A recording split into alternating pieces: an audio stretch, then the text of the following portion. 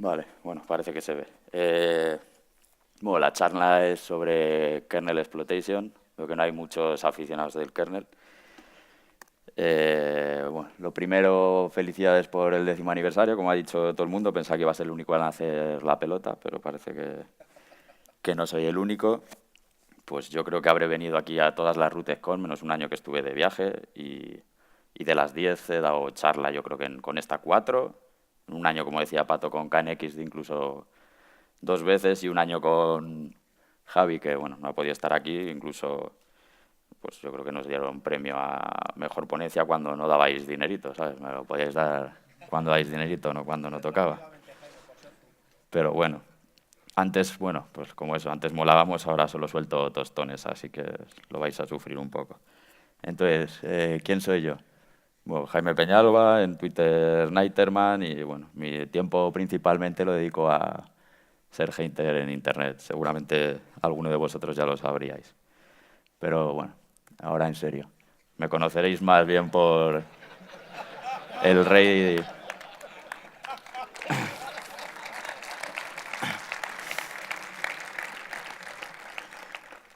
Me conoceréis más bien como el rey de las cosas pequeñas y bueno, esos trucos de magias y esas cosas que suelo hacer cuando voy al hormiguero. Y para que veáis la clase de troleos que tengo que soportar en mi día a día, aquí tenéis al César diciendo: a ver si nos haces unos trucos de magia, pero con cartas, no con copas. Si tienes agua por ahí, Román. Si tenéis agua por ahí. Y luego el Danito diciendo: After más mago más copa, 15 euros, no incluye bugs de kernel. Pero bueno, esta sí que va ahora en serio. Perdón por la foto Tinder, pero no tenía ninguna reciente. Entonces, lo que realmente me dedico, llevo unos cuantos años trabajando como investigador de kernel para Cose Inc. Y bueno, como os he dicho antes molaba y hacía CTFs, publicaba cosillas, daba charlas y tal, pero ahora básicamente malgasto mi vida en el GDB. Entonces, bueno, este es el disclaimer de todos los años. Si queréis, os vais a una charla de hace 2 años y lo veis. No utilicéis Docker como medida de seguridad, porque no es una medida de seguridad, simplemente un chroot en esteroides. No me voy a perder mucho tiempo porque no tenemos tiempo en esto. Entonces, bueno, ¿de qué va todo esto? No soy un fan de las charlas de exploiting, ni de las charlas de exploiting de un bug en concreto, porque normalmente necesitan que el público conozca el objetivo en concreto que estás explotando. Son bastante aburridas, no os lo voy a negar, y difíciles de seguir. Y si te distraes un momento, probablemente ya hayas perdido todo el hilo de la charla. Con lo cual son charlas bastante malas y al público no le suelen gustar demasiado. Esto en realidad debería ser una trilogía como mínimo, pues, de hablar sobre kernel, que es de lo que trabajo y realmente nunca hablo de ello, porque me parece de lo más aburrido para hablar. Y bueno, sería pues kernel basics, explotación, gestión de memoria, cómo desarrollar herramientas y sanitizers para trabajar con el kernel, cómo encontrar bugs en el kernel, etcétera. Pero bueno, como no creo que lo haga nunca, pues voy a intentaros hacer aquí una mezcla y al final intentaros explicar un bug en la vida real, cómo se explota. Entonces, lo que vamos a intentar explicar va a ser introducción básica a kernel, una explotación básica de un bug básico antiquísimo o algo así, las mitigaciones que se suelen implementar en el kernel. De gestión de memoria no puedo hablar, de gestión de memoria dinámica tampoco, y bueno, luego intentar comentaros un exploit real ahora, fecha de 2017, o 2019, perdón. Y bueno, todo esto lo voy a explicar, lo voy a intentar explicar a muy alto nivel, con lo cual no le va a gustar ni a la gente que no sabe, porque no voy a poder entrar en detalle en todo, y a la gente que sabe va a decir: no me cuentes esta mierda y cuéntame el bug. O sea que se trasca la media, ya os aviso. Así que creo que voy a inventar el primer Battle Royale edición RootedCon, el último que quede en la sala, ya sea despierto o vivo, pues no sé, le invitaremos a unas copas o algo. Entonces, bueno, cosas básicas del kernel. Pues bueno, del kernel en la Wikipedia, no sé si sabéis lo que es un kernel o no, tampoco me voy a leer aquí el tochaco este, pero básicamente se encarga de gestionar la memoria, los procesos, está separado normalmente un área diferente de memoria del de los procesos y no permite acceso, y bueno, se suele interferir con él a través desde user space utilizando syscalls y HTLs y muchos otros métodos. Se encarga de gestionar la memoria, los dispositivos, etcétera. Si queréis os vais a la Wikipedia y os lo leéis entero. Aquí tenéis un grafiquillo que bueno, realmente vamos a ver el Slav Allocator, de MM1 veremos mucho, del Buddy Allocator no puedo hablar, pues tampoco hay tiempo y tal, pero bueno, veremos un par de basics. Entonces, bueno, memoria virtual. Normalmente una de las primeras cosas que hace el kernel es gestionar la memoria del sistema, ¿de acuerdo? Y la memoria física pues tendréis desde el byte 0 hasta 2 gigas de memoria o 8 gigas o 20 los que tengáis en la máquina. Pero realmente en la máquina cuando estáis trabajando con ella no veis del byte 0 al byte 8 gigas de memoria, ¿de acuerdo? Soléis ver estas direcciones, que soléis ver esto, y en user space soléis estar acostumbrados a ver estos rangos. Esto normalmente, en 32 bits había otros problemas y tal, que ya no los hay, y ahora en 64 bits realmente, como no hay tanta memoria física, no se utilizan los 64 bits para direccionar, para utilizar todo el espacio de memoria, ¿de acuerdo? Así que se suelen utilizar, pues, como en este caso, 47 bits o 48 más el sync bit es lo más normal, y el sync bit se extiende, y entonces las que caen arriba son negativas y son de kernel, y las que caen aquí abajo, no sé si se ve el lápiz, ¿sí? Y las que caen aquí abajo pues son de user space. Y todo este trozo de aquí del medio, pues como no hemos usado estos bits, perdón, pues no lo direccionamos, no tenemos acceso a él. Entonces, lo más común en kernel suele ser el nivel de 4 páginas, que utiliza 47 bits para el address space, más un bit de signo, y entonces con eso puedes direccionar 128 terabytes de memoria, que suele ser bastante normal para un proceso de user space, 128 teras, y 128 para el kernel, en total 256 terabytes. Pero desde hace un par de, bueno, el 4X saltos de kernel le introdujeron el nivel con 5 niveles de páginas y bueno, tenéis direcciones con 56 bits y tenéis 64 petabytes, que eso ya no sé, muchos unos ceros y unos acholón, como diría Bill Gates. Entonces, bueno, un mapa de memoria básico, pues tenéis aquí lo que sería el user space, que en base al proceso que esté cargado, pues os cargará un memory map diferente, bueno, el mapa directo de memoria, bueno, allocations lineales, bueno, bastantes más cosas que no nos interesan mucho ahora, pero para que lo sepáis. Entonces, si miramos comparado con el gráfico de antes, pues de aquí para arriba, incluyendo las direcciones non canonical, que son las no direccionables, hacia arriba, hacia el transparente, este no va bien con el ratón, tenemos lo que sería kernel, ¿de acuerdo? Y todo lo que cae por debajo pues es user space. Entonces, la parte de kernel está compartida entre procesos, ¿de acuerdo? Como dice aquí, y dependiendo del memory map va cambiando el espacio de usuario, en teoría, ¿de acuerdo? Aquí, bueno, esto sería en el GDB, si pones un breakpoint en una syscall, en este caso en la syscall de abrir un fichero, miras qué proceso ha sido en el que ha saltado el breakpoint, te dice que es el SSH, luego miras el address limit y entonces el address limit te dice que es esta dirección de aquí, que si os fijáis es igual que esta, que es una de las estructuras que utiliza el kernel para saber cuando está leyendo, comprueba con ese address limit y dice estoy leyendo por debajo o por encima de lo que sería espacio de usuario. Entonces, bueno, eso como ejemplo cutrecillo. Entonces, lo que tendríamos normalmente sería lo que os he dicho, la memoria de kernel que no cambie, que está compartida, y la de los procesos, que como veis aquí, pues va cambiando el proceso y la de abajo va cambiando, ¿de acuerdo? Eso es un intro cutremente, pero bueno, es lo que hay. Entonces, un exploit básico, digamos. Pues bueno, si esto fuese una galaxia muy lejana, en una release de kernel muy lejana, en la que no existía ni SMAP, ni SMEP, ni KPTI, ni ninguna clase de protección, pues no sé. Vendría Darth Vader o el que fuese ese y se lo intentaría joder todo. Entonces, vamos a imaginar que creamos un MISC device en el kernel, ¿de acuerdo? Y lo mapeamos aquí en /proc /vulnerable. ¿De acuerdo? Creamos un MISC device y le ponemos una IOCTL, que al llamar a la IOCTL, la tenemos aquí la función que implementa la IOCTL en el kernel. Cuando le lanzamos una IOCTL a ese MISC device y entonces, bueno, llama a esta función que en realidad intenta reservar memoria utilizando GFP Atomic, que bueno, sería para espacio interruptor, de interrupción para que no pueda dormir, y hay más probabilidades de que te devuelva un null, pero realmente te va a devolver un buffer alocateado, pero si pasa null, pues te devuelve null. Y aquí luego llamamos al puntero sin comprobarlo, ¿de acuerdo? O hacemos un dereference del puntero sin comprobarlo, veréis. Entonces creo que lo tenía en gráfico. Si no comprobamos y nos ha devuelto null, que realmente este código no devolvería null, pero se puede dar el caso que sí. Y resulta que no lo comprobamos, pues resulta que aquí en test tenemos 000, el puntero apuntando a 0, y luego cuando cogemos y decimos el puntero hazme el de reference porque quiero acceder al puntero a función pues vamos a hacer A00 más 4. Bueno, eso ya dependerá también un poco del padding de las estructuras y tal. Y entonces, desde espacio de usuario, por ejemplo, ¿cómo trigger esta vulnerabilidad? Pues hacemos un open, tenemos el descriptor de fichero y llamamos a la IOCTL con ese mismo descriptor de fichero. Es bastante sencillito. Y esto, en el caso que te volviese null, pues debería dar un null pointer y el kernel se debería pegar una hostia. Pero bueno, ¿qué es lo que pasa si mapeamos la dirección 0? Pues por ejemplo, aquí cogemos y hacemos un mmap y mapeamos la dirección 0 de memoria. ¿Y qué es lo que pasa? Que cuando el kernel vaya a leer de la dirección 0, va a llegar a user space y dice, hostia, si la dirección 0 está mapeada, pues voy a leer qué hay ahí. Entonces ahí lo que hacemos es le metemos esta estructura falsa que tendría el mismo formato que la del kernel y el puntero a función lo que hacemos es que lo cogemos y lo apuntamos aquí a escalate privilege, que es esta función que tendrías implementada aquí también en user space y que haría cosas hackers. Y entonces, bueno, pues luego llamas a la IOCTL, se triggeraría el bug y en teoría tendrías un null pointer difference, que bueno.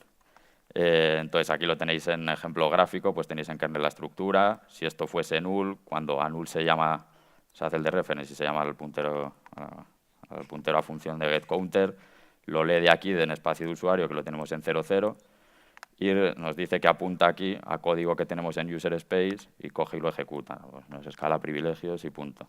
Así que nada, felicidades, has viajado a 1999 y ya casi te dan el OSCSS o alguno de esos. Entonces, bueno, mitigaciones. Pues esto empezó a ser un poco absurdo porque se puso de moda esto de las mitigaciones y supuestamente cada vez que añades mitigaciones, pues deja de haber exploits, pero bueno, no sé qué pasa, que no es el caso. Entonces, para que os hagáis así una idea del nivel de absurdo al que llegamos, pues no sé, por aquí tendremos el null pointer de reference, esto es lo que digo, esto está parcheado desde hace más años que el fuego, pues estos son sanitizers, por aquí tendremos todo lo que tuvieron que implementar solo para los side channel del Spectre y Meltdown, control flow integrities, SMAP, SMEP, yo qué sé. O sea, aquí 4 páginas, vamos, de mitigaciones. O sea, imagínate la historia. Y este es, bueno, una coña que tienen, que es Mitigator, raising the bar hasta que no haya más exploits, ¿sabes? Pero bueno, Mitigator debe estar un poco constipado. Entonces, voy a comentar solo un par de mitigaciones que son las más comunes o con las que más problemas solemos tener, que es SMAP y SMEP. Estas están, bueno, que conste, todo esto que voy a hablar va a ser de Intel y en x86 64 bits, ¿vale? Entonces, SMAP y SMEP son protecciones a nivel de hardware, serían algo así como el bit en X que se utilizaba antes para marcar una zona de memoria, o se sigue utilizando, obviamente, como no ejecutable, y esto se encarga el procesador de revisarlo, no es nada que haga tu kernel ni nada. Y entonces, el SMAP lo que hace es prevenir que si estás en modo privilegiado o ejecutando código en modo kernel, digamos, no se puedan leer páginas que estén marcadas como páginas de usuario, y el SMEP hace lo mismo, pero en vez de leerlas es que no puedas ejecutar código que esté alojado en páginas de usuario si estás corriendo como modo privilegiado o lo que le llaman ring 0 también, mucha gente. Se implementan en el registro CR4, uno en el bit 20 y otro en el bit 21, y en el caso de SMAP se utiliza la AC flag y introducieron 2 instrucciones nuevas, clack y stack, para poder limpiar y setear el flag AC. Entonces, ¿qué es lo que pasaría si utilizamos nuestro bug de 1999 con esto? Pues bueno, que coge, aquí tenemos un LUL, hace el de reference y resulta que esto apunta a 0, entonces se va aquí a leer a la dirección 0, se encuentra la estructura, la va a intentar a leer, le dice que el código está aquí en espacio de usuario, lo va a intentar ejecutar y coge SMEP y dice, oye, yo no te dejo ejecutar código que esté alojado en páginas que son del usuario. Y si además tenemos el SMAP, pues no llega ni ahí. Coge y cuando va a leer aquí a la dirección 0, en el caso de que puedes mapear la dirección 0, que no se puede, aparte del bug que sacó por I0 hace poco y tal, que bueno, esa es otra historia, no te dejaría ni leer de espacio de usuario, ni de la dirección 0 ni de ninguna de espacio de usuario. Luego otra que os sonará más o menos reciente, que es Kernel Packet Table Isolation o Kaiser, que esta la implementaron por los ataques de Spectre y Meltdown y tal, y básicamente lo que se dedica es a tener 2 juegos de packet tables diferentes. Tiene un juego de packet tables para el kernel en el que todo el user space está marcado como no ejecutable, con lo cual tienes un 2x1, tienes la mitigación contra side channels y además ahora tienes un SMEP gratis por software, sin que lo soporte el hardware. Y luego tienes que el juego de pagetables de espacio de usuario reducen la parte de kernel a un mínimo, dejan solo el entry point para atender las IRQs, las syscalls, y bueno, luego ya se cambia el juego de pagetables y se entra en modo privilegiado. Con lo cual reduces la exposición de cuánta memoria de kernel hay mapeada mientras estás en user space para que no puedan utilizar estos ataques de side channel que utilizaban. Esto es una puta mierda y obviamente jode el rendimiento de los sistemas, pero bueno, no quedaba otra. Entonces, si lo vemos a nivel de gráfico, pues el modo antiguo teníamos siempre, sin pagetable isolation, teníamos el mismo juego de pagetable, estuviésemos en user space corriendo en modo privilegiado o no. Y en cambio con pagetable isolations lo que tenemos es un juego, como os he dicho, de cuando estamos corriendo en kernel, en modo kernel, tenemos todo el user space, todo el kernel, y el user space está marcado como un ejecutable. Y en el caso de estar corriendo en user space, tenemos un área mínima de ataques del kernel, ¿de acuerdo? Se reduce mucho. Entonces, ¿qué pasaría si no tenemos ni SMAP ni SMEP y nos dejase mapear dirección cero y tal y tenemos PTI? Pues que al intentar ejecutar código alojado en user space nos petaría, porque como os he dicho, si estás en modo privilegiado e intentas ejecutar código aquí, se ha cargado un juego de pagetables que ha marcado todo el user space como no ejecutable.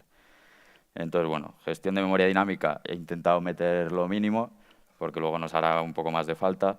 Y entonces, bueno, normalmente es muy parecido malloc que a malloc, que es lo que utilizáis en user space, normalmente es malloc, y es el método por defecto que se utiliza para reservar memoria normalmente de menos de múltiplos, bueno, menos de un tamaño de una página de memoria, ¿de acuerdo? Que suele ser 4K.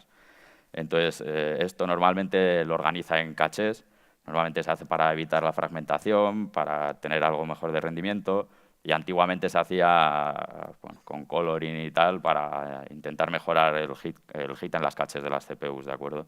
Esto si os aburrís se lo preguntáis a Pepe luego y os lo cuenta.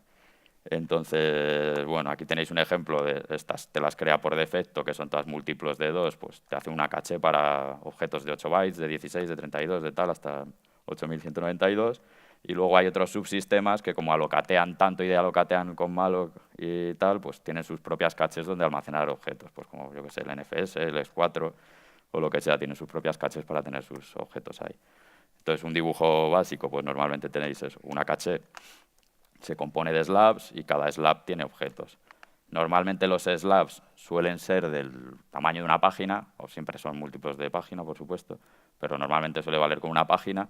Y bueno, pues en este caso os he puesto aquí de ejemplo uno de una caché, supongamos, de 192 bytes, que no están aquí todos los objetos, pero si el allocator que estamos utilizando es slab, normalmente tiene 20 chunks, y si estás utilizando sloop, caben 21, ¿de acuerdo? Porque no te mete los descriptores delante y tal.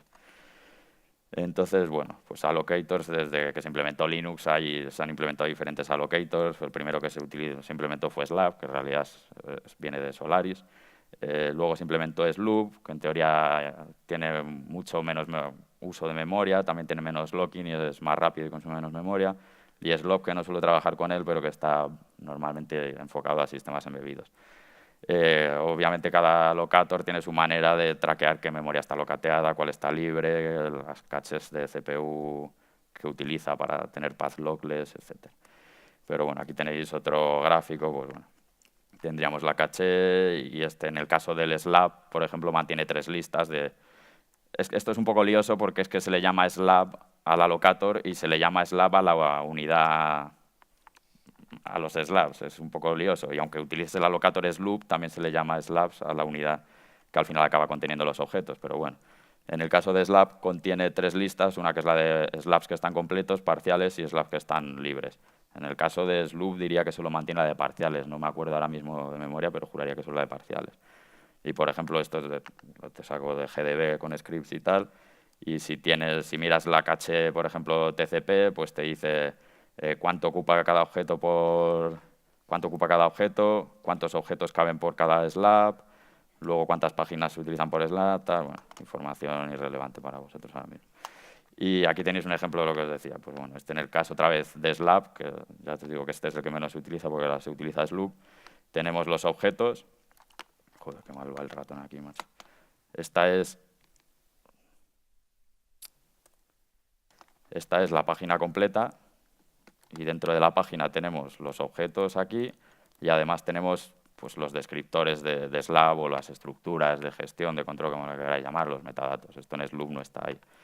Pero bueno, aquí tenéis de otros scripts que tengo yo de GDB para pintármelo en modo gráfico, y estas igual con la caché de TCP, que es muy sencillita y solo caben 2 objetos por cada slab, y aquí tenéis uno alocateado y el de la izquierda que está libre, y en este otro slab, por ejemplo, están los dos utilizados, el descriptor que os decía y tal, que está también dentro de la misma página. Entonces, bueno, no hay tiempo para dar más de esto te puedes hacer unas cuantas charlas solo de eso. Gestión de memoria normal, tampoco os voy a dar a nivel de Buddy Allocator y tal, pero bueno. Entonces, lo que veníamos aquí, que era para ver un ejemplo real de explotación. No sé si de vez en cuando, si veis Twitter o cosas de estas, veréis tweets como estos. El dúo fluoracetate lo revienta bien, lo vuelve a reventar otra vez o lo que sea. Han utilizado un type confusion para explotar Edge, un race condition en kernel, luego un auto bounce en VMware para ir desde navegador hasta la máquina anfitrión escapándose la VMware por 130.000. Menudos pringados, porque hubiesen sacado bastante más pasta por eso, pero bueno. El caso es que estos son unos brutacos y se han sacado la polla ahí, pero bueno. Entonces, si alguna vez os preguntáis cómo funciona eso, pues bueno, ahora es lo que os vamos a intentar explicar, lo que pasa que es solo uno de los tres. A mí no me da la vida para tanto. Entonces, bueno, nuestro bug, no os voy a enseñar el bug por razones obvias, pensad lo que queráis, pero bueno, no os puedo enseñar los bugs. Se basa en un race condition, ¿de acuerdo? Os enseñaré código, pseudocódigo simulando el bug, pero no es el bug real. Y si queréis os lo creéis, y si no es un maco, pensad lo que queráis. Entonces, bueno, nuestro exploit básico lo que va a utilizar es, como os he dicho, se basa en un race condition, y que lo que causa es una corrupción en una lista enlazada doble puntero. Más o menos el outline de lo que hacemos es explotamos la race condition para corromper la lista y añadir 2 veces el mismo ítem en la lista. Luego liberamos la lista, o liberamos el ítem que borra una entrada de la lista y además elimina el objeto, con lo cual nos genera un useAfterFree, y luego repites los pasos de 1 a 4 otra vez para hacer un segundo useAfterFree y con eso conseguir un Great Whatware. No sé si se ha quedado claro, pero es que no es ni fácil. Yo a veces lo miro y digo, ¿pero qué coño es esto? Entonces, bueno, básicamente es con un race condition, pues no sé, no se me ocurrió otra manera de explotarlo. Pero bueno, entonces, esto es muy básico, pero voy a perder un poco de tiempo porque si no, luego la gente que no lo entienda no puede seguir con la charla. Entonces, una lista doble enlazadas por punteros, pues bueno, en el kernel se utilizan continuamente. Y pues se definen con este macro, que es la maravillosa tierra de los macros, el kernel, y entonces tú te vas a mirar este macro y te encuentras otro, y luego ese macro apunta a otro, y así, y para leer el código tienes que recorrer 15 ficheros, pero bueno, os lo he intentado reducir aquí, y tenéis el macro y dice, pues me voy a crear una nueva cabecera de lista, por ejemplo, el defrec y si te vas al macro lo que hace, este macro es que el nombre que le hayas dado, pues te crea una estructura con ese nombre que le has dado, y vuelve a llamar otro macro, que se llama con el mismo nombre, y entonces va este macro. Y ese macro, bueno, lo único que hace es inicializarte la estructura de esta listhead, que apunta el next y el prep, las apunta a sí mismo otra vez. O sea, realmente es más sencillo ver el desensamblado que leer el puto código del kernel, ya os lo digo. Pero bueno. Entonces, esto aquí tenéis, por ejemplo, cómo se utilizan las listas enlazadas dobles por punteros. Pues en este caso será de dispositivos, yo que sé, pillé la primera estructura que me encontré que utilizaba un listhead de estos, ¿de acuerdo? Y me parece que es de los backlight, de la iluminación de las pantallas de atrás. Entonces, digamos que tienes varios drivers o lo que sea, pues el kernel te genera una lista, carga la estructura con el driver que sea o la información que sea del backlight este, ya os digo que ni lo he mirado, y las enlaza entre ellas a través del listhead este con el entry, ¿de acuerdo? Entonces iría enlazando una con otra, una con otra. Aquí lo podéis ver más normal en un gráfico, tenéis el listhead siempre, que es para el inicio, y que no es nada más que esa estructura que os enseñé al principio, con un next y un prep, y luego los objetos que realmente son los que estáis enlazando. Y cada uno apunta al siguiente y el anterior apunta al anterior. Y una cosa muy importante es que estos next y estos prep nunca apuntan al inicio de la estructura, ¿de acuerdo? Siempre apuntan a la mitad, bueno, a la mitad no, a donde hayáis definido vosotros el listhead. Si habéis puesto el primer campo de vuestra estructura, el listhead, pues apuntará al principio de la estructura. Si lo habéis puesto en medio, va a apuntar a medio de la estructura. Luego tenéis que encargaros vosotros de restar el offset para encontrar dónde está el inicio de la estructura. Y bueno, una lista en blanco, como habéis visto antes por el código, apunta a sí misma. El next y el prep se apuntan a sí mismo. Entonces, aquí lo tenéis, pero en versión más cutre hecha por mí en PowerPoint. El next y el prep se apuntan a sí mismo. Y entonces, si añadimos un elemento a una lista de enlazado doble, pues tenemos aquí el código que, bueno, pues coge le dices la list head a la que la quieres añadir y el ítem que quieres añadir. Entonces, coge la cabecera y el siguiente de la cabecera y coge el ítem y lo pone en medio. No soy ahí muy de hacer esto, pero es que va a ser más rápido. Lo pone en medio. Entonces, si vamos al ejemplo de antes, como se apuntaba a sí mismo, pues bueno, coge y os añade aquí, os añade el ítem. Muchas gracias, macho. Dale las gracias a Ricardo. Sí, menos mal que hay aquí alguien que piensa, ¿sabes? Porque yo tampoco había caído en ello. Y para lo siguiente, una mesa plana. Y bueno, entonces nada, al añadir un ítem, pues tenemos aquí un ítem nuevo en un objeto, una estructura en la lista enlazada. Si añadimos un segundo ítem, este era el 1, que os habéis fijado, pues ahora el 1 se nos queda aquí y lo que hace es añadir uno nuevo entre medias del list head y el que hubiese antes, que era el next, ¿de acuerdo? Y entre este coge y te la enchufa en medio. Entonces, luego, para eliminar un ítem, pues bueno, para eliminar un ítem lo único que coges, que le dices qué ítem quieres eliminar, coge el que está a su derecha, el que está a su izquierda, los une y el que se ha quedado en medio lo quita y normalmente le hace poisoning, ¿vale? Te apunta, pues te lo pisa con cualquier dato, normalmente que sea una dirección non canonical, para que si se utiliza ese puntero otra vez, el kernel crash y te enteres. Esto también depende de si tenéis activado el debug de listas en el kernel o no, y tal, pero bueno. Entonces, pues bueno, lo que os había dicho antes, al eliminar el ítem, pues coge el ítem, coge el de la izquierda, le da a la derecha, los junta y el de en medio lo manda a la mierda. Entonces, ¿qué podemos hacer con el bug? Pues el bug este, como os he dicho, es una race condition y si miráis vamos a llamarle el subsistema vulnerable, porque ya os digo que no vamos a estar dando aquí de qué subsistema es ni nada, pero bueno, le llamamos subsistema vulnerable y tenemos aquí con prueba una estructura que nos viene pasada como argumento. Si la estructura, si added del campo added no es false, no está a 0, perdón, entonces lo pone a 1 y bueno, utiliza un spin lock para añadir a la lista y luego desbloquea la lista. Esto aparentemente lo hace bien para no corromper la lista, ¿de acuerdo? Tenemos aquí un spin lock que bloquea para que no se añadan no intenten dos cores manejar la misma lista a la vez y la corrompan. Aparentemente está bien, pero si os fijáis bien, ¿qué pasaría aquí si ejecutas este código, dos procesos o dos cores a la vez, con dos procesos de user space, lo ejecutas a la vez y llegan los dos al mismo tiempo aquí y habéis puesto el mismo entry?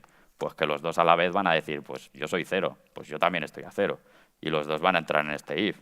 Y cuando los dos van a entrar en este if, lo van a poner a 1 y se va a añadir el mismo ítem dos veces a la lista. Con lo cual ya la tenemos liada. Y entonces, vamos a ver qué pasa si añadimos dos veces el mismo elemento a la lista. Lo añadimos una vez y se nos queda como antes. Lo añadimos una segunda vez y, bueno, si os fijáis, lo que cambian son las flechitas, básicamente. Resulta que el next nos apunta a nosotros mismos y el prep nos vuelve a apuntar a nosotros mismos. Con lo cual ya la hemos jodido. La cabecera de la lista sí que nos sigue apuntando el next a nosotros y el anterior para atrás. Pero el ítem nuestro pues, nos apuntamos a nosotros mismos. Entonces, bueno, después de hacer un doble add, podemos también liberar, ¿de acuerdo?, de esa lista. ¿Qué pasa? Pues imaginemos otra vez el subsistema vulnerable este, que bueno, también tenía un bug de un race al borrar también, podías borrar dos veces y liarla también.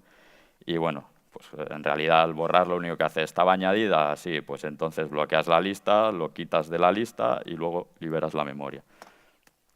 Y entonces, ¿qué es lo que pasa si cuando lo teníamos así corrompido lo quitamos de la lista? Pues bueno, esto lo joroba un poco más. Se sigue quedando apuntando el next a sí mismo y el prev ahora apunta a una dirección en poisoning, como os he dicho, cuando te la envenena el kernel. Pero es que además de esto, si os habéis fijado en el código de antes, no solo ha deshecho la lista, sino que además ha liberado el objeto, con lo cual tenemos un use after free.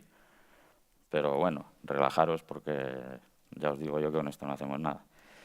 Entonces, lo que os comentaba, realmente además este objeto de aquí ha sido liberado, con lo cual tenemos una lista que apunta a un objeto que está liberado. Ya quien lo había locateado lo ha liberado y si llega otro proceso, otro hilo del kernel o cualquiera que utilice la misma caché va a locatear encima y cuando intentes utilizar esos datos, si alguien recorre esta lista y llega ahí, se va a meter una hostia chunga. Entonces, normalmente lo que se suele intentar para explotar un use after free o cualquier cosa de estas es alocatear memoria o reservar memoria justo sobre el trozo este que se nos acaba de quedar libre y poner datos que nosotros controlamos con cualquier otra syscall o de otra manera que podamos inferir en reservar memoria en el kernel y colocar ahí datos nuestros, que los controlemos. Entonces, luego intentas buscar un código, un path del código del kernel que ejercite código que llega a utilizar esos datos y que te valga para algo. Pues yo qué sé, imagínate que es que eso era, ahí había una estructura que tenía punteros a funciones y tal, pues intento pisarla, cambiar los punteros a funciones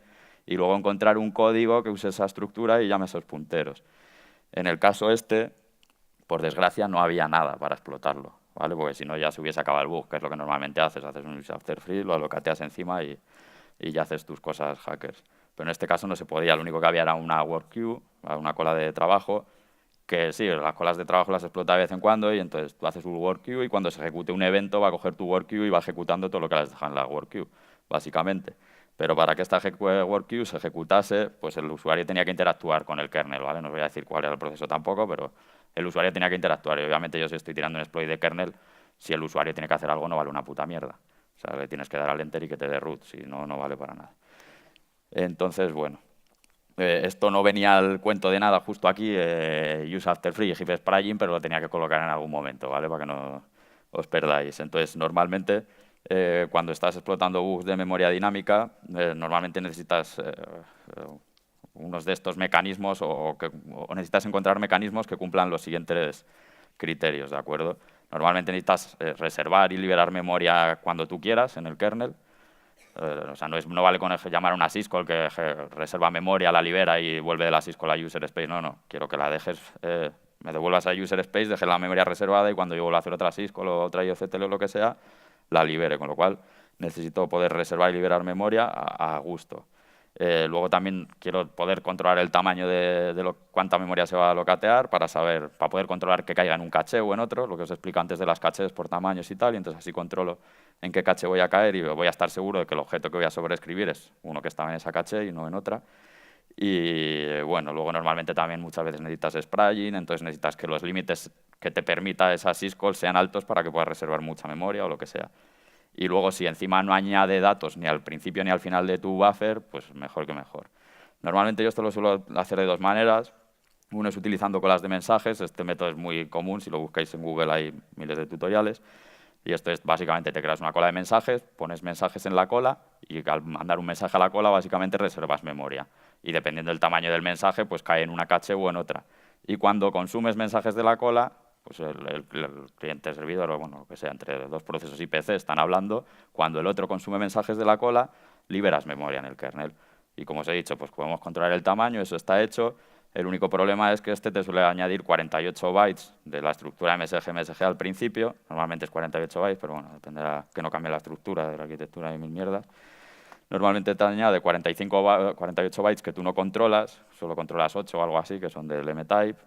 Te permite añadir cualquier tipo de dato, aunque contenga bytes nulos o cualquier otra cosa, y los límites son bastante altos. No recuerdo ahora cuántas colas de mensajes te deja crear y luego cuántos mensajes encolados te deja dejar en una cola sin consumirlos, pero es bastante alto para hacer spraying, normalmente está bien.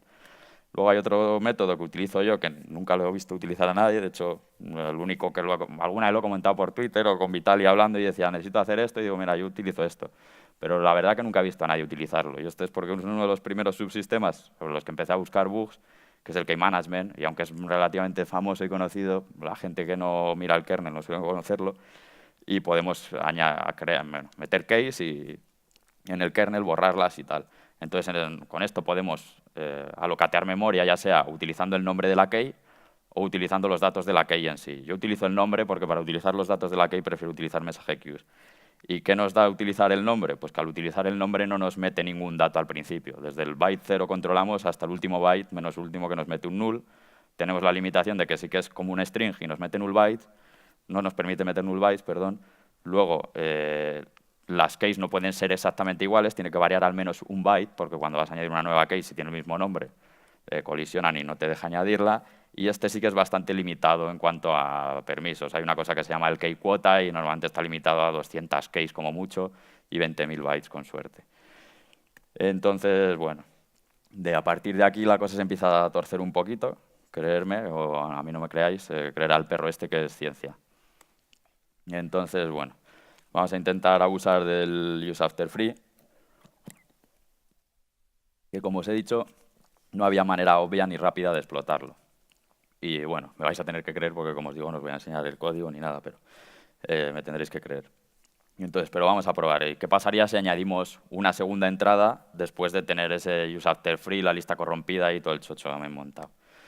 Pues bueno, si añadimos un segundo objeto a la lista, como veis aquí, pues resulta que al meterla entre medias nos hace que el prep apunte al objeto anterior.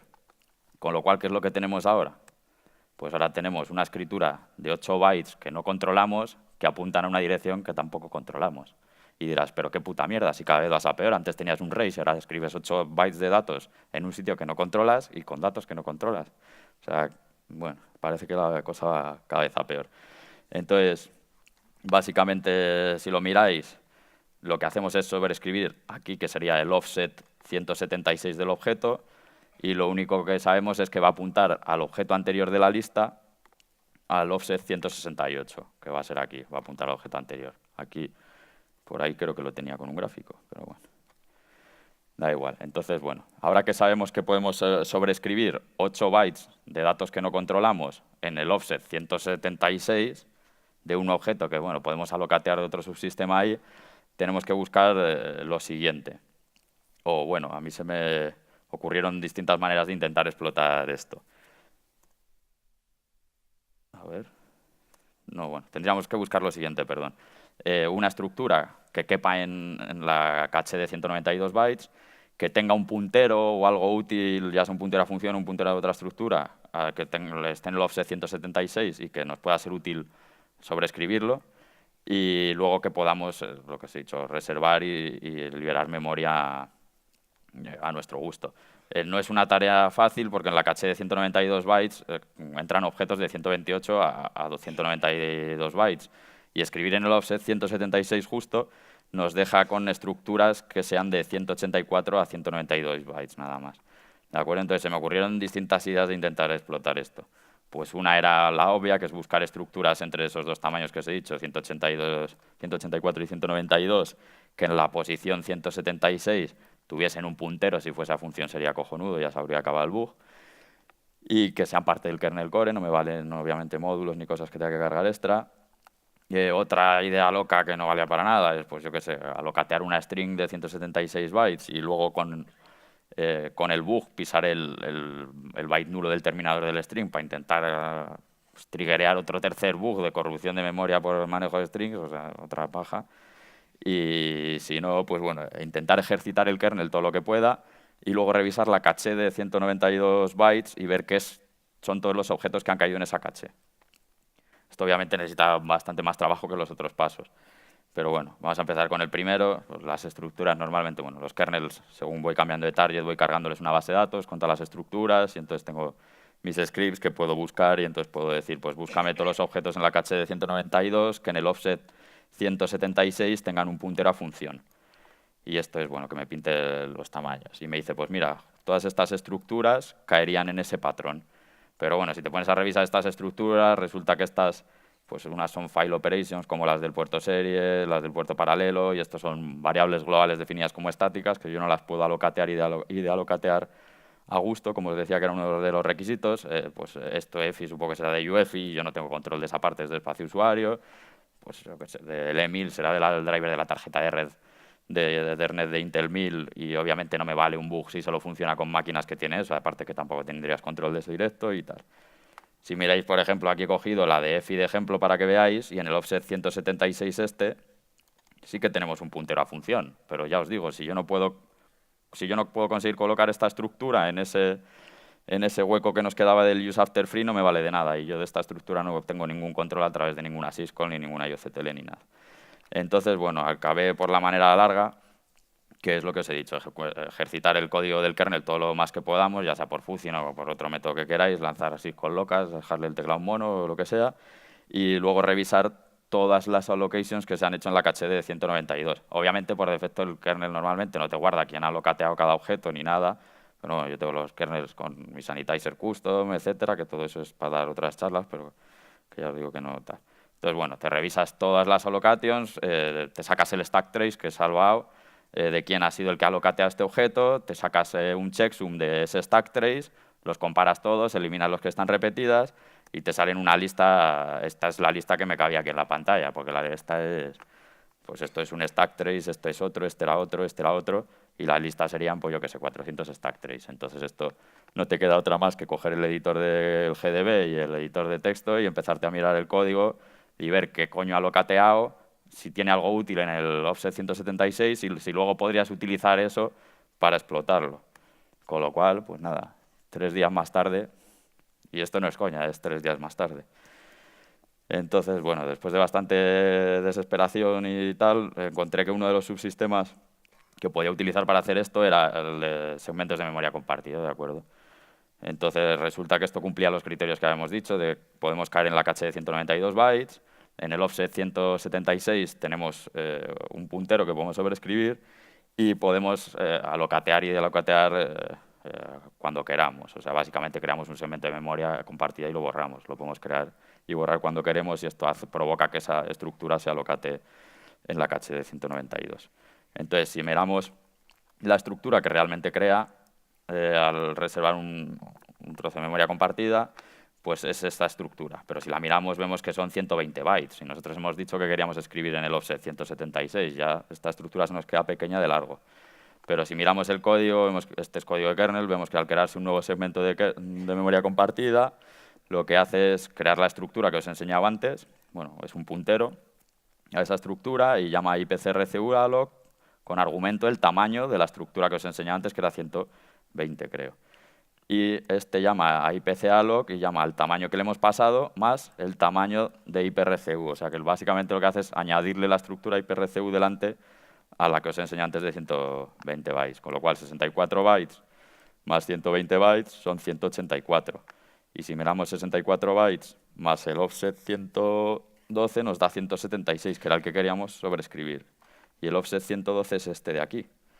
Es el puntero este a una estructura user struct, y el campo le llaman mlock user porque es de locking de la memoria, si queremos bloquear de la memoria. La relación entre las dos estructuras sería esta, pues esta es la estructura que utilizamos para memoria compartida, este es el puntero que vamos a sobreescribir. Joder, ya estamos. Este es el puntero que vamos a sobreescribir y este apunta a su vez a esta estructura que es la que se utiliza. Bueno, pues si me tuviese que saber todos los subsistemas del kernel ibais a flipar, pues otra de las cosas importantes de esto, que cuando te dedicas a buscar bugs y explotar, cada vez te salen bugs en distintos sistemas y el que se dedica a escribir un sistema de ficheros nace, muere escribiendo ese sistema de ficheros. Y tú cuando haces esto te tienes que mirar un día un sistema de ficheros, otro día un stack de red, otro día lo que caiga.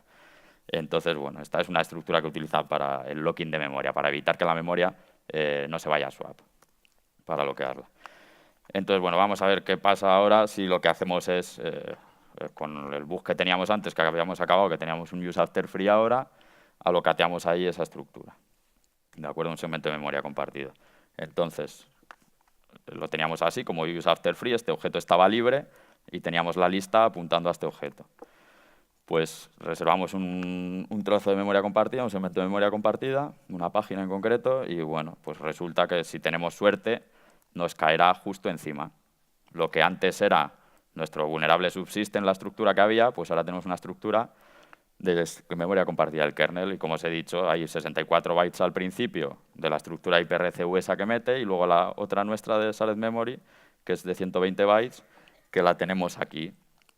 Y bueno, y en el offset de ese 176 tenemos el puntero de mlock user.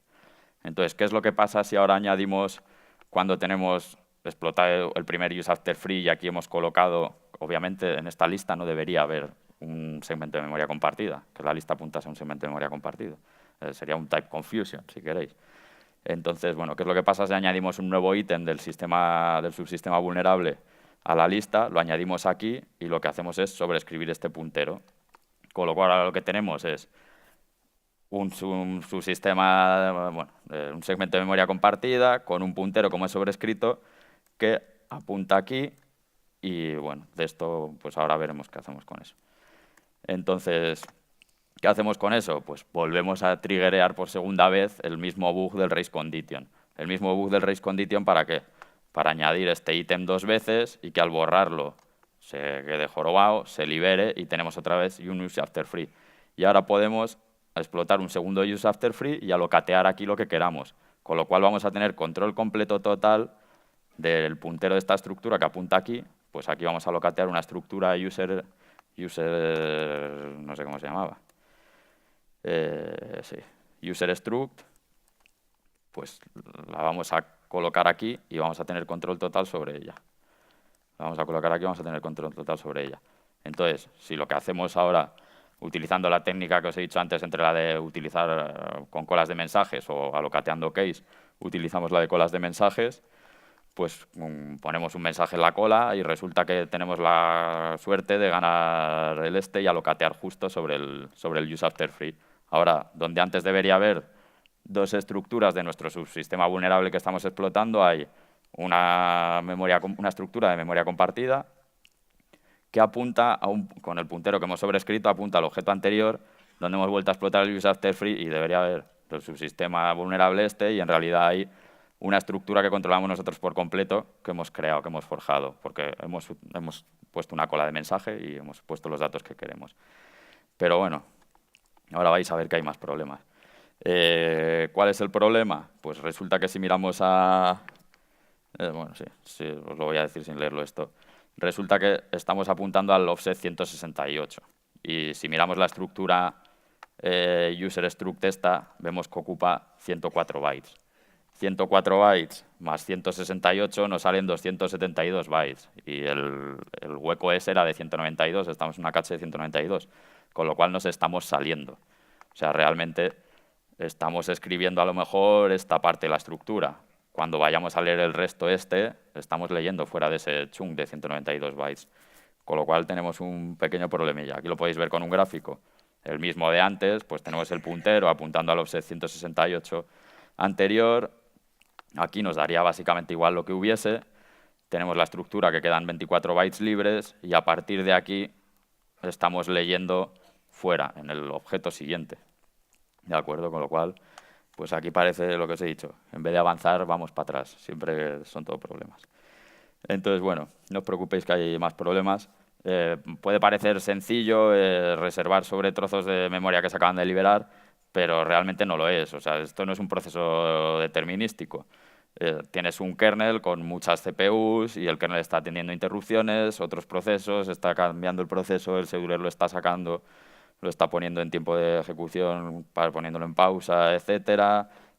Pues tendrás al Pepe con el navegador ahí, pues eso, cada uno está a su bola y tú estás realmente compitiendo por el resto de gente que está metiendo ruido. O sea que esto no es un proceso determinístico. Probablemente llegue alguien, reserve en ese chunk de 192 bytes y acabe todo muy mal. Luego, bueno, además hay cosas bastante más complejas, como pueden ser para evitar locking a la hora de reservar y liberar memoria, pues ahora se utilizan sobre todo caches por CPU, para que cada CPU pueda asignar memoria rápidamente sin tener que utilizar mutex, ni spinlocks, ni historias de estas, y sea más rápido, con lo cual es necesario que cuando intentes ganar un use after free o cosas de estas, utilices la misma CPU, o sea que te tienes que vender a la misma CPU. Y luego, bueno, que esto salga bien, pues depende de muchas cosas, como la fragmentación de la memoria del sistema, cuál es la presión que tiene el sistema de memoria, cuál es la carga del sistema, etcétera. Con lo cual, tu trabajo realmente cuando te dedicas a explotar estas cosas es transformar algo no determinístico y totalmente inestable por naturaleza en algo más o menos estable, porque como tú le des esto a alguien, le dé al enter y coge la máquina, ya te digo que no vale para nada. Entonces, bueno, si seguimos con lo de antes que decíamos que nos quedaban 24 bytes porque del chunk que estamos escribiendo en la mitad del final, todo lo siguiente, cuando intentemos leer de ahí, estamos leyendo de otro chunk de memoria. O sea, que es que ahora tenemos encima un overflow, o sea, un readopt on bounce. O sea, esto es un poco ya se empieza a ir de las manos. Entonces, bueno, aquí tenéis la estructura original, que como es lo que decía, os cabían los primeros 24 bytes, y luego estos pues no van a estar en el siguiente chunk, porque en el siguiente chunk no están, en el siguiente chunk estará lo que haya puesto el alocador ahí, o quien haya reservado en el cache de 192. Con lo cual, bueno, lo que vamos a hacer es darle la vuelta a la estructura. ¿De acuerdo? Este que sería el principio de la estructura lo pasamos aquí al final, y este que era el final de la estructura lo pasamos aquí al principio. Metemos un padding entre medias de datos que no hacen falta, porque si os acordáis, esta estructura eran como 120 bytes o algo así, y en realidad vamos a meter en una de 192. Metemos un padding y, bueno, pues hemos cambia la estructura así como de sitio. Entonces, bueno, vamos a mirar pues, lo que sería un slab en la caché de 192 y como os he puesto antes en un ejemplo, pues bueno, suponiendo que estás utilizando slab en vez de sloop, pues tienes 20 chunks y un chunk es 192 bytes, ¿de acuerdo? Lo que queremos hacer con el heap massage o vamos a masajear el heap, es intentar que, sí, que el siguiente chunk de datos, cuando vayamos a leer fuera, bueno, rojo con rojo no se lee, cuando vayamos a leer fuera, que el siguiente chunk de datos también lo controlemos nosotros. También lo controlemos nosotros. Entonces, bueno, lo primero que hacemos es coger los slabs de la caché de 192 y decir, a ver, vamos a ver cómo están los slabs y vamos a ver todos los que están a medio llenar. Entonces, cogemos todos los que están a medio llenar y los llenamos. Esto normalmente, dependiendo de la versión de kernel y tal, pues vamos a leer el proc slab info, ahí sueles tener información sobre las cachés y cuántos objetos hay alocateados, cuántos quedan libres, cuántos tal, no sé qué.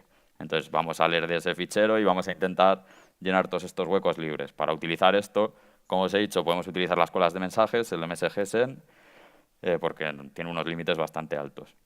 Con lo cual, ¿qué hacemos? Spameamos con MSGSend y cualquier dato random, da igual, no es necesario el dato, eso sí que sea el tamaño concreto para que vea en esta caché, y vamos llenando todo. Llenamos todo, llenamos todo, llenamos todo, y lo siguiente que queremos hacer es crear dos cachés, o sea, dos slabs nuevos, ¿de acuerdo? Para tener dos slabs nuevos controlados solo con datos nuestros. Y en esos datos vamos a meter la estructura esta que hemos torcido.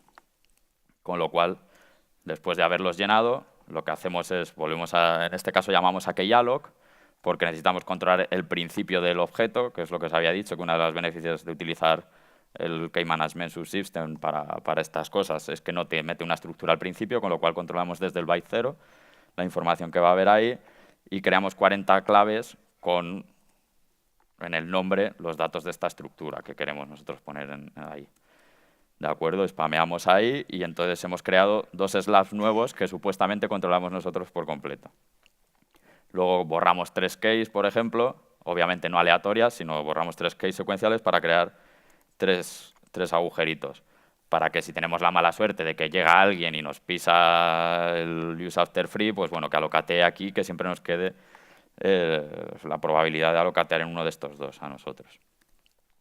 Y entonces luego lo que hacemos es triggerear otra vez el race condition, bueno, la segunda vez del race condition, metemos la estructura del subsistema vulnerable esta que os había dicho, producimos el use after free y después de producir el use after free, utilizando MSGSend, pisamos el puntero ese y lo apuntamos a nuestra estructura malloc user. Es un poco what the fuck todo, porque es que no se puede ni explicar bien, pero bueno, por eso las slides son tan verboses y un día os lo miraseis en casa y miraseis las estructuras, lo podríais ver, pero bueno. Con que os quede un poco claro el concepto de la locurilla que es esto, me vale. No se trata de que sea tal. Entonces, ¿cómo nos quedaría realmente estos chunks de memoria? Pues tendríamos lo que os he dicho aquí, el MSGSend, y en el siguiente habíamos dejado para que cuando se pase de leer se encuentre datos también controlados por nosotros. Entonces, tendríamos la que hemos alocateado con un MSGSend y cuando se pase de leer, leerá este otro trozo que lo hemos alocateado con el Key Management Subsystem.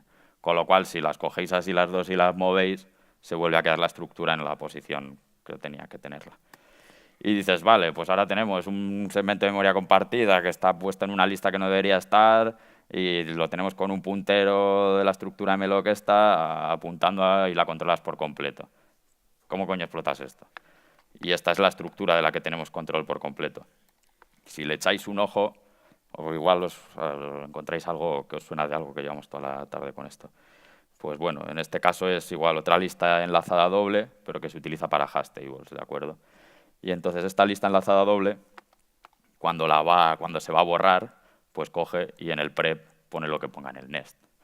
Con lo cual, si yo en mi estructura fake he puesto en el prep pone lo que ponga en el next, pues en el prep pongo qué dirección de memoria quiero sobreescribir y en el next pongo qué datos quiero que se escriba en esa dirección, básicamente.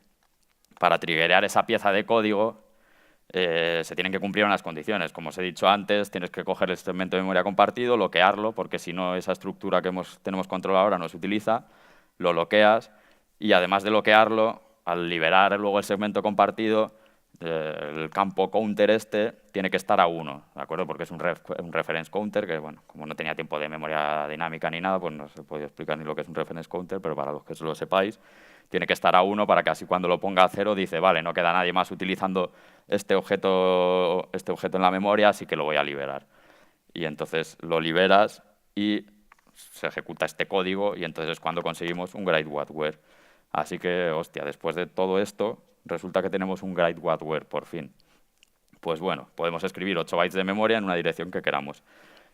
¿Cuál es el método más común? Pues la gente suele sobreescribir un descriptor, o sea, una estructura file operations que se utiliza normalmente, pues yo qué sé, para las file operations os creáis un mix device, un procfs, cualquier cosa. Normal es la estructura más básica de Unix, donde tenéis todos los punteros, es básicamente una lista de punteros a funciones, de cuando vais a hacer un seek, un read, un write, un etcétera. Pues no es lo mismo cuando abrís un puerto serie que cuando abrís yo qué sé, el fichero de vuestras passwords. Realmente, cuando llamáis a seek, se están llamando a diferentes funciones en el kernel. Estos suelen ser globales, que están definidas en el kernel y son bastante fáciles de encontrar, etcétera, con lo cual se utiliza mucho. Entonces, por ejemplo, en este caso vamos a utilizar el deffptmx y vamos a sobreescribir el puntero lseek, ¿de acuerdo? En teoría, el puntero lseek apunta a una implementación dummy de lseek, no sé por qué no lo dejaron a null, debe ser que no hace el check antes, pero bueno. Entonces, vamos a sobreescribir esa implementación que realmente no la utiliza nadie, así que no debería haber mucho problema. La sobreescribimos y, bueno, ahora os comento un poquillo más. Entonces, bueno, si miramos el prototipo de la función esta de nowellseek, lo que vemos es que le llegará el descriptor del fichero como primer argumento, como segundo argumento le llegará el offset y como tercer argumento le llegará el origen relativo del offset. Entonces, si os sabéis el calling convention que se utiliza en Intel normalmente, pues bueno, este vendrá en el registro de CPU RDI, este vendrá en RSI y este vendrá en RDX. Con lo cual, cuando llaméis a LLSIC desde user space, resulta que podemos controlar el registro RSI y el registro RDX. ¿Qué es lo que suelo utilizar o hacer con esto? Pues normalmente hago un stack pivot y, bueno, ahora os lo enseño. Como tenemos control de estos dos, el último no nos va a valer porque es un integer, son 32 bits, nos vale este que son 64. Con un stack pivot de este tipo, de mover RSI a RSP o hacer un intercambio entre RSI y RSP nos valdría. Y haces un stack pivot muy sencillito. Aquí no voy a enrollar mucho porque no tiene mucho sentido que se explique esto. Pero vamos, básicamente hay miles de maneras. Pues desactivar el SMAP y el SMEP para saltártelo. Puedes intentar encontrar tu página de espacio de usuario en el direct mapping de la memoria del kernel y marcarla como ejecutable, que es lo que voy a hacer aquí en este caso. Y básicamente, bueno, suponiendo que hemos sobrescrito el puntero de la función lseek, pues cuando abramos deffptmx, llamamos a seek y el argumento, como os he dicho, le pasamos la dirección donde tenemos nuestra pila falsa. Al hacer el lseek se cambiará la pila a nuestra pila falsa, se ejecutará nuestro rob chain, marcará una página que no os voy a explicar ahora de dónde sacó la dirección, la marcará como ejecutable y saltará nuestro código. Este es el direct mapping que, como os he dicho, pues bueno, no os voy a explicar cómo, porque depende de las versiones del kernel, en unos se puede hacer, en otros no, pero se puede sacar la dirección de ahí y lo único que necesitas es marcarla como ejecutable. Con lo cual, el exploit, si omitimos todo lo que hemos hecho de los arrays, etcétera, etcétera, si ya tuviésemos sobrescrito el puntero del file operations, básicamente lo que sería es lo que os he comentado antes. Abrimos deffptmx, llamamos a la función seek, que es la que hemos sobrescrito el puntero en kernel realmente, y cuando llamamos a la función seek va a hacer un stack pivot a esta dirección de memoria, que obviamente es una dirección no canónica y todo, pero bueno, debería ser una dirección válida, debería hacer el stack pivot con ahí tendríamos un rob chain, marcaría nuestra página como ejecutable, que en realidad sería esta función, la buscaría en el kernel, como os he dicho, y la marcaría como ejecutable, la ejecutaría y luego ejecutamos bin bash o bin shell y tendríamos root. Entonces, por último, tendríamos que hacer un poquito de limpieza porque después de la liada que has hecho, el kernel no se queda en un estado muy estable, con lo cual, pues bueno, tendrías que limpiar lo que fuese las cambium caches que hubieses corrompido, cualquier puntero que hubiese sobrescrito, como el que hemos dicho de los file operations que hemos escrito al final, pues volverlo a dejar como estaba. Antes de volver a espacio de kernel, después de hacer el stack pivot, como tengo aquí, pues hacer un cleanup del stack para poder salir bien volver bien a espacio usuario y, bueno, básicamente arreglar cualquier otra cosa que hayas roto durante el proceso. Y, bueno, tengo una demo por ahí que esperemos que no quede como la de esta mujer y se líe parda, pero vamos a probarla. Esto... Vale, yo creo que se ve más o menos de tamaño, pero más vale que sobre. Entonces, bueno, esto básicamente es una máquina virtual aquí, ¿vale? Vamos a cargar la imagen otra vez. Y básicamente aquí tengo el exploit.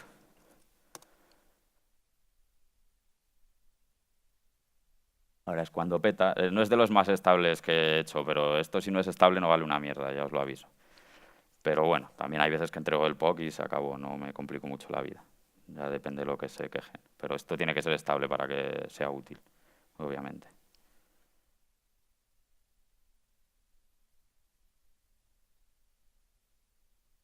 Mira, ha funcionado.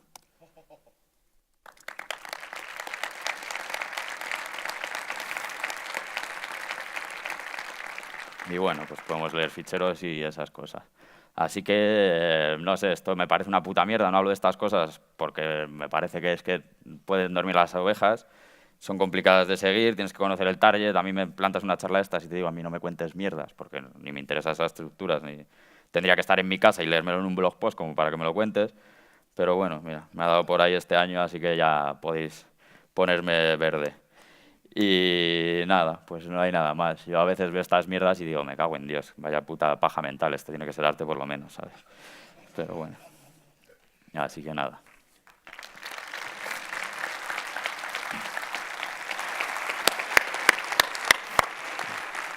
Y nada, bueno, encantado de estar aquí, 10ª edición. Muchas gracias, Jaime. ¿Quién iba a decir ya que estamos tan mayores? Pero bueno, todavía Sí, conservo sí. mi pelazo. Sí, yo me conservo joven y guapo. También, también. Preguntas, ¿alguien tiene huevos? ¿Hubo varios? No, bueno. Yo más tengo, bien, soy un imprudente, pero han sobrevivido bastantes al Battle Royale, dudo que alguien quiera preguntar nada más. recordad que tenéis que ir a los micros para las preguntas. Mira la cola, macho, 7, 8, 9. Yo estoy 10. perdiendo la vista o...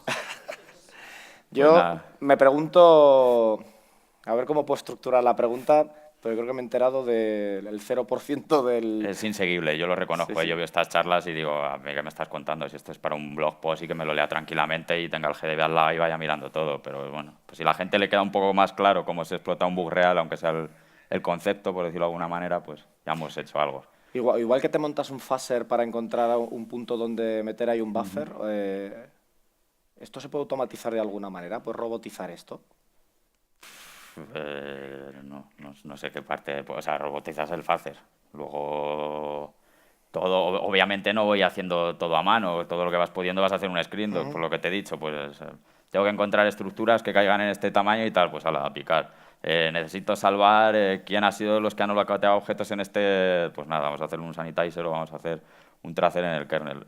Pero eso es lo más que puedes automatizar. Hacer aquí Skynet creo que no, de momento, si no me dejaran sin trabajo. Espera, que voy a usar el palabra... Y con Machine Learning No puede... sé, esas cosas las dejo para los doctores. Yo Pero soy fontanero del ¿podrías hacking. escanearte el código?